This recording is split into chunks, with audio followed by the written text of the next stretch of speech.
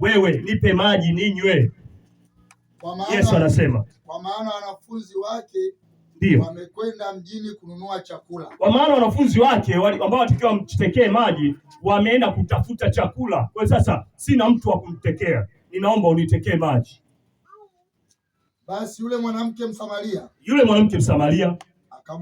akamwambia, imekuwaje wewe Myahudi kutaka maji kwangu? Imekuwaje leo wewe Myahudi kutaka maji kwangu? Nami ni mwanamke Msamaria. Kipindi kile walikuwa wameweka makatazo.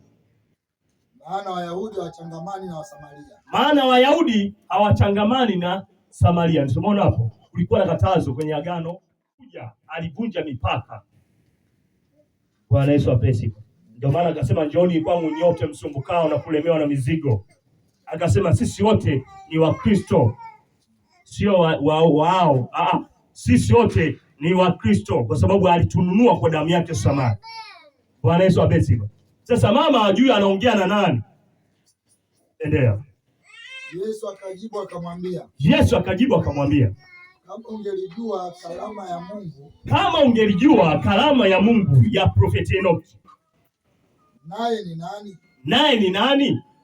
Akwambiaye nipe maji ninywe. Akwambiaye hivi leo nipe maji ninywe.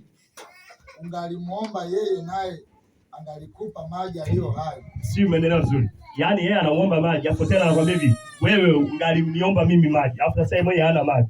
Alafu tena anaomba maji, achotewe, apewe.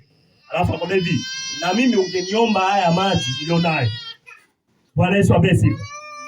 Si umeelewa vizuri? Mngeniomba haya maji leo niliyokuwa nayo ningekupa. Alafu anasema yule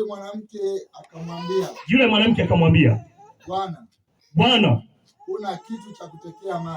huna kitu cha kutekea maji. Kama kuna kiu ya uzinzi inakutesa ndani mwako, ninasema kwa jina Yesu leo inaenda kukatika kwa damu Yesu. Sio kila siku ukisikia tu simu na bwana zangu hao wananipigia simu. Kwa jina Yesu hiyo kiu katika damu Yesu. Bwana Yesu abesi. Ukikumbuka kuokoka, sasa ndio watu wanakutafuta. Siku na mtu amenielewa. Binti umeokoka lakini yani ile kiu bado inakutafuta. Na wanakuta sasa ndio wanakupigia simu. Tena wanapata wanataga madanga wapi. Bwana Yesu abesi. Haleluya sana. Wanakuita, kiu inakuita.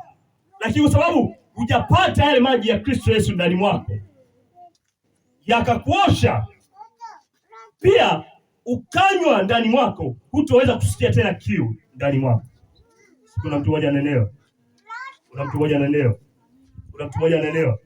Ndio maana kuna watu wengine wakikaa hata kwenye kuomba, yaani wanaomba moyo wangu, nao wana kiu.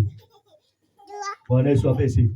Ujaruhusu moyo wako kufunguka ndani ya Yesu. Ujaruhusu Roho Mtakatifu ashuke ndani mwako. Roho Mtakatifu akishuka ndani mwako, lazima unabubujika kama maji. Unajikuta unaomba kwa sababu Roho wa Mungu anakuongoza. Bwana Yesu apesi.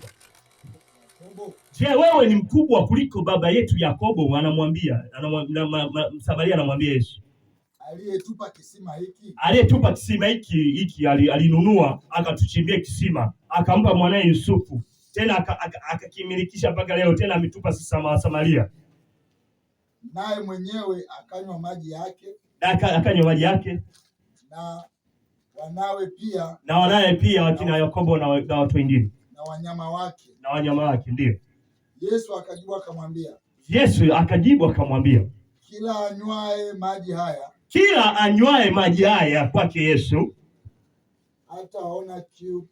hutaona kiu tena.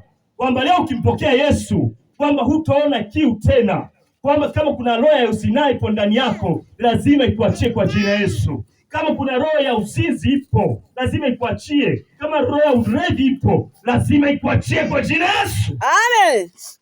Bwana Yesu apewe sifa. Kuna mtu amenielewa? Kama una kiu ya kazi, ukinywa maji ya Yesu, nasema hivi kwamba kiu yako lazima ikate. Kwamba kuna watu watakutafuta wewe.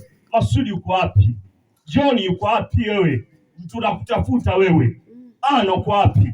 Tunakutafuta wewe. Wewe tulikuwa tunakutafuta. Bwana Yesu abesi. Tunakupa kazi. Sasa una kiu ya kazi. Umesoma. Una PhD yako lakini umewekea kitandani chini ya kigodoro. Bwana Yesu abesi. Una kiu.